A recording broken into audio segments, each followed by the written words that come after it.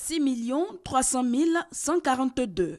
Un chiffre à retenir, c'est la population électorale ivoirienne, c'est-à-dire le nombre de personnes inscrites sur la liste définitive, donc autorisées à prendre part aux prochaines joutes électorales qui démarrent le 25 octobre prochain avec la présidentielle.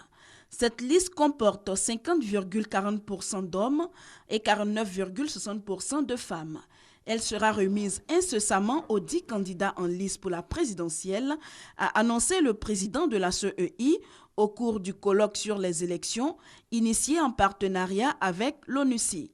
Youssouf Bakayoko annonce une innovation majeure, l'introduction d'un dispositif permettant d'une part l'authentification biométrique de chaque électeur et de l'autre la collecte puis la transmission électronique des résultats. Ce dispositif permettra non seulement de vérifier au niveau de chaque bureau de vote que les électeurs sont bien ceux qui figurent sur la liste d'émargement, mais aussi d'enregistrer automatiquement le nombre de votants ayant pris part au scrutin avec transmission au siège de la CEI à Abidjan à plusieurs reprises dans la journée du taux de participation dans le bureau de vote.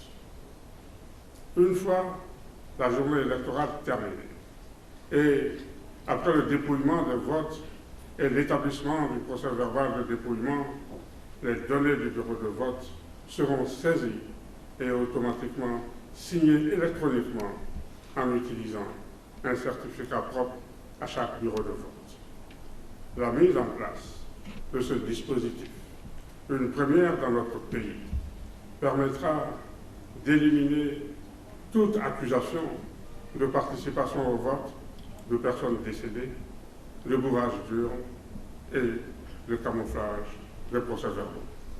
Pour sa part, la représentante spéciale de l'ONU en Côte d'Ivoire, Aïchatou Mendaoudou Souleymane, s'est réjouie du bon déroulement du processus électoral. Elle a appelé tous les acteurs à la responsabilité.